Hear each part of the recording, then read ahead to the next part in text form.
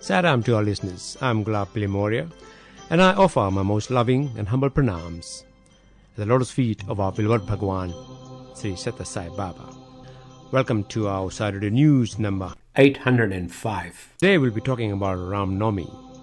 Baba tells us that it is wrong to think of Rama merely as a king who ruled India in some long forgotten past, or even just as one particular incarnation of God. The name Rama denotes the self, the divine in man. That was even before the birth of the Rama Avatar, and he was given that name because that is what represented. When we say Sai Ram, we are honoring that self in the person we are greeting. It is that self too that we should seek at Ram Navami. So before we hear from Professor Venkataraman with regard to Ram Navami, let's have a Ganesh Bhajan. Here's one for you. Take all the obstacles away, O Lord Gananatha. Take all the obstacles away, O Lord Gananatha. You take all the obstacles away, O Lord Gananatha. Take all the obstacles away, O Lord Gananatha. You give me happiness, you give me auspiciousness. You give me happiness, you give me auspiciousness. You give me happiness, you give me auspiciousness. You give me happiness, you give me auspiciousness. You take all the sorrows away, O Lord Gananatha. You take all the sorrows away, O Lord Gananatha. You take all the obstacles away, O Lord Gananatha. You take all the obstacles away, O Lord Gananatha. There is no emptiness, there is no loneliness. There is no emptiness, there is no loneliness. There is no emptiness, there is no loneliness. There is no emptiness, there is no loneliness. When we start off the day with your name, O Lord Gananatha. When we start off the day with your name, O Lord Gananatha. When we start off the day with your name, O Lord Gananatha. When we start off the day with your name, O Lord Gananatha. You take all the obstacles away, O Lord Gananatha.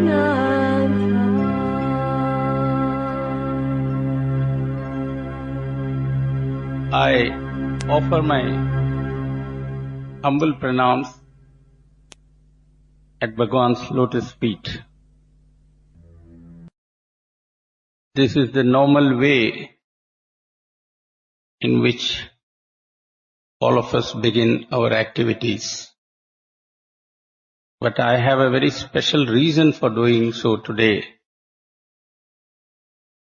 because I have some memories to recall. This day means something very special to me. Esteemed elders, dear sisters and brothers, and my dear students, today is celebrated as Sri Ram Navami. I'll narrate in a minute why Sri Ram Navami means something very special to me. But let me say that at least from now on, every day must become Sri Ram Navami for us. Maybe it is to remind us of that this morning started off like every other day, without a difference. When Swami is with us, if we remember him all the time, every day becomes Sai Rama Jayanti. Let me now go back back to a very brief personal recollection before I share some thoughts with you relating to the special significance of this day. In 1996, almost to the day, maybe it was the 28th of March, it was Sri Ram Navami. Swami was in Vrindavan. I was there too. That morning, after darshan, when Bhagwan went into Trai, just before he entered, he stopped. I was going behind him. He turned to me and said, "This evening you speak." Swami came at 4 o'clock and I was asked to speak. I finished at 4:15. Bhagwan began his divine discourse at 4:15 and ended at 5:15. And then he said, "You see, I ended early. Do you know why? You have to go to Puttaparthi now." I was to assume charge as Vice Chancellor next morning in a very brief ceremony. And Swami was very considerate that I should come here before it became too dark. I will never forget that act of kindness. And I said how privileged I was to share that affection which he has showered on so many devotees in the past, going back all the way to Lakshmana, Bharata and Sabari. Of course, I don't stand in that league, but yet, where God's love is concerned, it reminded me that we all become eligible, undeserving though we may be. This is the occasion to remind ourselves of some incidents in the life of Swami when he came as Sri Rama. Many of these are well known, but there is one which is not so well known, at least I believe it is not well known, which however made a very deep impression on me when I first read about it. That is what I would like to recall first. It happened on the occasion when Vibhishana came over from Lanka and sought refuge, falling at the feet of Lord Sri Rama. As we all know, many people tried to tell Lord Rama that Vibhishana should be treated as an enemy agent and not be given refuge. And of course we also know that Hanuman was also asked to give his opinion. And Hanuman has always said, "Lord, you know everything, but since you ask me, let me tell you what I believe I know." And he gave his opinion about whether Vibhishana should be given sanctuary or treated as an enemy agent. After listening to all this, the Lord made a few profound statements. He began by saying, "I appreciate the concern many of you have for my security. I know how worried you are.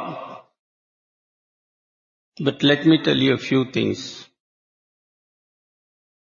If it is a question of annihilation of Ravana, really speaking, I do not need anybody's help. In fact, I do not have to invade Lanka. In fact, I could have finished him off from Ayodhya itself. But all this is being done in order to give you a chance to be a part of my mission." That was what he said then, and that is something we should all remember when we are seated before him now. But that's not all that he said. He said, you are attributing motives to Vibhishana. You are suspecting his intentions. You are entitled to do so, but as far as I am concerned, the moment he has surrendered to me, I have a duty to protect him. He may be faking, but that is not my concern. He may not have come here, he might have sought refuge from Lanka. Even then I am obliged to protect him. He might not have spoken it in so many words, merely the thought might have flashed in his mind. Even then I am obliged to protect him. That is my dharma. And it is to protect dharma that I have come. And then the Lord narrates many stories, including that of his ancestor Sibi, Chakravarti and so on. There is one more story which has remained forever embedded in my heart. It's a very beautiful story, a small story, and Rama narrates it in detail, but I'll give you just the gist because it is a very important story with a very profound message. The story is about two birds which live on a tree. And one day, one of the birds flew off to pick some nuts or whatever. And there in the forest, it was trapped in a net by a hunter. In the evening, there was a storm gathering, and the hunter comes to the very tree where the companion bird is perched, anxiously awaiting the return of its missing companion. And coming to that tree, the hunter says, "Oh tree, it looks like it's going to rain and there's going to be a storm. I seek your protection." And he sits down there. And this bird, which is caught in the net, whispers to its companion, "Hey, just fly away, otherwise you will get caught by this fellow." And the companion says, "No." And it comes down to the hunter and says, "You have come to this tree as a guest. Allow me to welcome you. I am a small bird. I can offer you only a few nuts. I have a few twigs. Please make a fire out of it. I know you are very hungry. So cook me in the fire and eat." And so saying, the bird sacrificed itself. And then Rama says, birds do not have to follow the dharma of humans. Yet, because the hunter came and sought protection, which he sought from a tree, not from the bird felt obliged to follow the dharma that you and I are supposed to follow. If I were to forsake my dharma, what would that bird in heaven say? So saying, the Lord taught in his own beautiful way a wonderful lesson about the sustenance of dharma. The Lord comes to teach. He is always teaching. But does man listen? That is the question we have to ask. Allow me to fast forward and come to the year 1996, when in the month of May there was a summer course. Let's have a small break here. Here's a song called Ram Bolo Sita. Bolo Sita Ram, Sham Bolo Radhe Sham. Ram Bolo Sita Ram, Sham Bolo Radhe Sham. Ram Bolo Sita Ram, Sham Bolo Radhe Sham. Ram Bolo Sita Ram, Sham Bolo Radhe Sham. Har Har Shankar Shiva Shiva Bol, Gauri Nath Maheshwar Bol.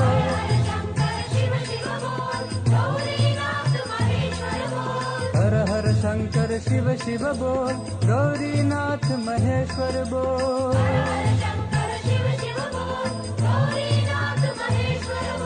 सर्वधर्म प्रिय साई बोल, सत्य साई की जय जय बोल. सर्वधर्म प्रिय साई बोल, सत्य साई की जय जय बोल. सर्वधर्म प्रिय साई बोल, सत्य साई की जय जय बोल.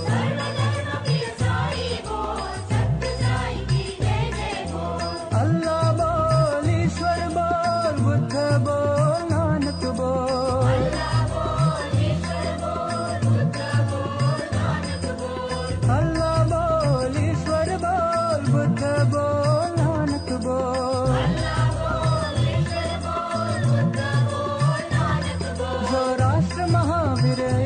बोल, सर्वधर्म की जय जय बोल।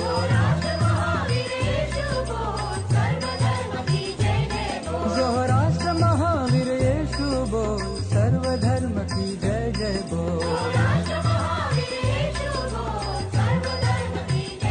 बोल सत्य साई की जय जय बोल। राम बोलो सीताराम, श्याम बोलो राधे श्याम। हर हर शंकर शिव शिव बोल, गौरीनाथ महेश्वर बोल। सर्वधर्म प्रिय साई बोल, सत्य साई की जय जय बोल।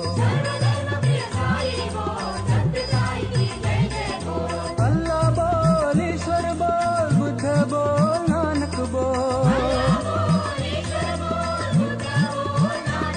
जो राष्ट्र महावीर यीशु बोल, सर्वधर्म की जय जय बोल।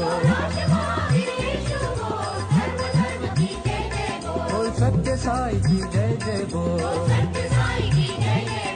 सत्य साई की जय जय बोल। साईनाथ की जय जय बोल। साईनाथ की जय जय बोल, सत्य साई की जय जय बोल। साईनाथ की जय जय बोल, सत्य साई की जय जय बोल। सत्य साई की जय जय बोल। साईनाथ की जय जय बोल। साईनाथ की जय जय बोल, सत्य साई की जय जय बोल। बोल साईनाथ की जय जय बोल, सत्य साई की जय जय बोल।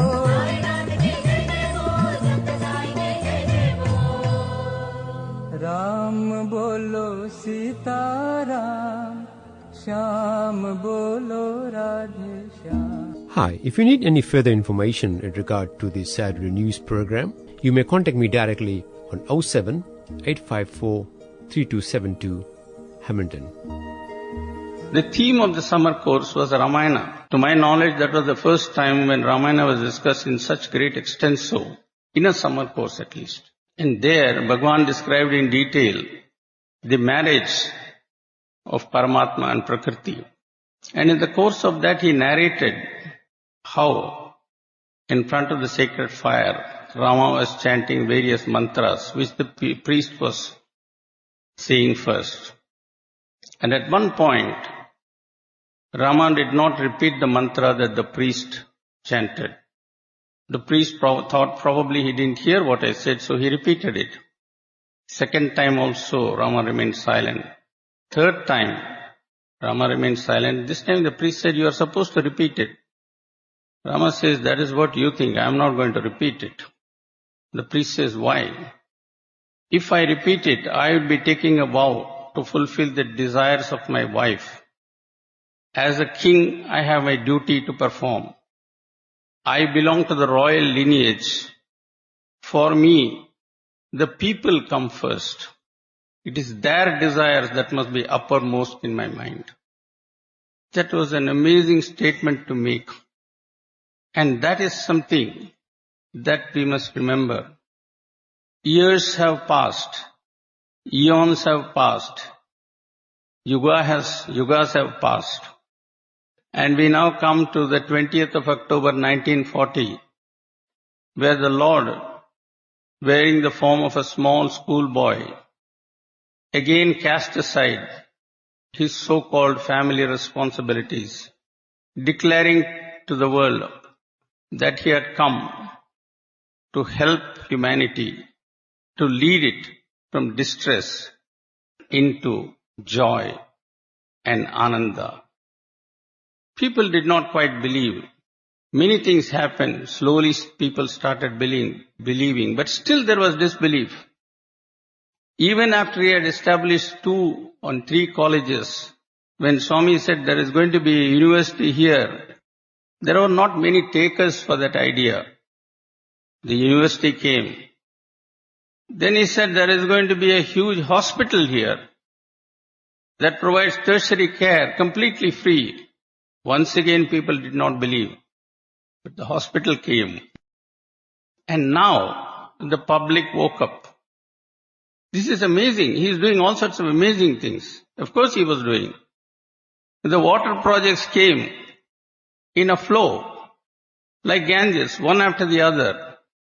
And a couple of months ago, when I was in Chennai on 21st January, along with Bhagwan, he was gracious enough to take me and a few others, along with the students. There we were in the huge auditorium where the Chennai Citizens Conclave was taking place. And guess what?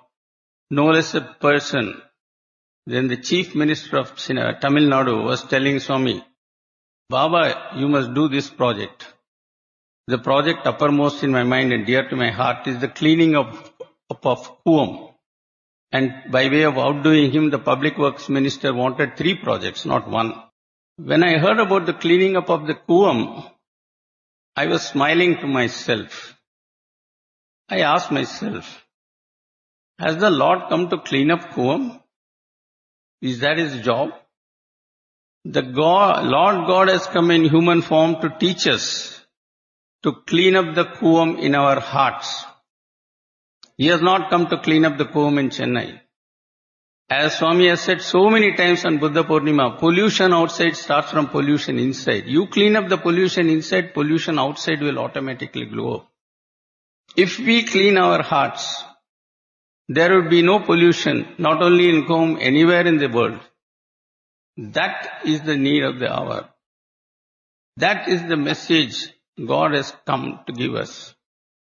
Let us not trivialize Him by asking for silly things and petty things. Let us exalt Him. Let us realize that He is love personified, and let us in that process understand we are a spark of that love. It is only when we become love pure that we can merge, become one with Him.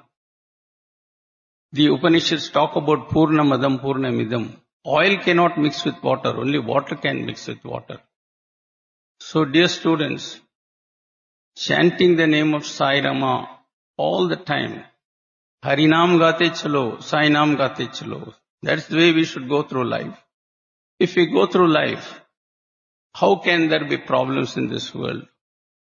The world believes there will be problems. Man believes there will be only problems because that's all man knows how to create.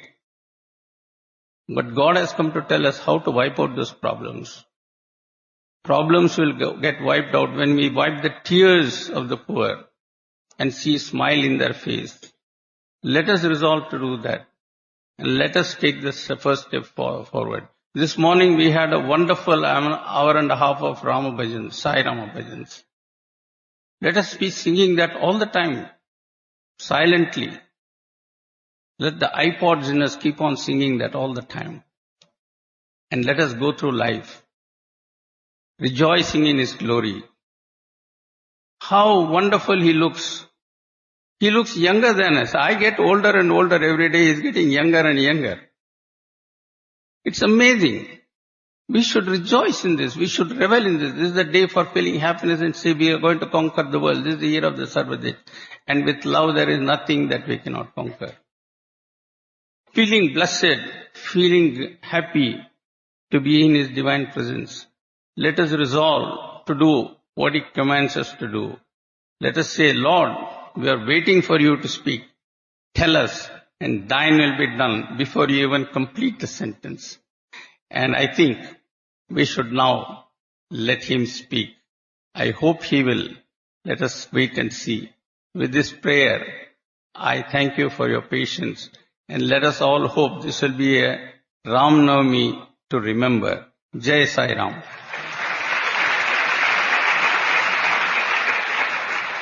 Well, I hope you enjoyed that talk given by Professor Venkatraman on Ram Navami. As you know, Lord Rama is the 7th incarnation of Lord Vishnu. The worship of Lord Rama is very popular among all Hindus, as evident by the numerous temples dedicated to him in India and all over the world. In the temple images, Rama is usually shown with his faithful wife Sita, devoted brother Lakshman, and his beloved devotee Hanuman. The life story of Rama and the main purpose of his reincarnation, that is to destroy the demon king Ravan, is described in the epic Ramayana. A study of epic Ramayana reveals the following theme. Rama represents an ideal man, as conceived by the Hindu mind. In the story of Ramayana, Rama's personality depicts him as a perfect son, devoted brother, true husband, trusted friend, and ideal king. In images and pictures, Rama is shown carrying a bow and arrow. The bow and arrow convey that Ram is always ready to destroy evil and protect righteousness. He is himself an embodiment of Dharma. Sita symbolizes an ideal daughter, wife, mother, and queen, whereas Ram symbolizes standards of perfection that can be conceived in all the facets of man's life. Mother Sita presents all that is great and noble in womanhood. Lakshman symbolizes the idol of sacrifice. He leaves his young wife behind in the palace and chooses to accompany his brother Ram in exile. He sacrifices the amenities of his personal life to serve his elder brother. Hanuman, the great monkey hero, assists Ram in his battle with Ravan to rescue Sita, who has been kidnapped by Ravan. Hanuman symbolizes the qualities of an idol devotee of God. So hope you enjoyed the talk. We'll see you next week. Saram to you all.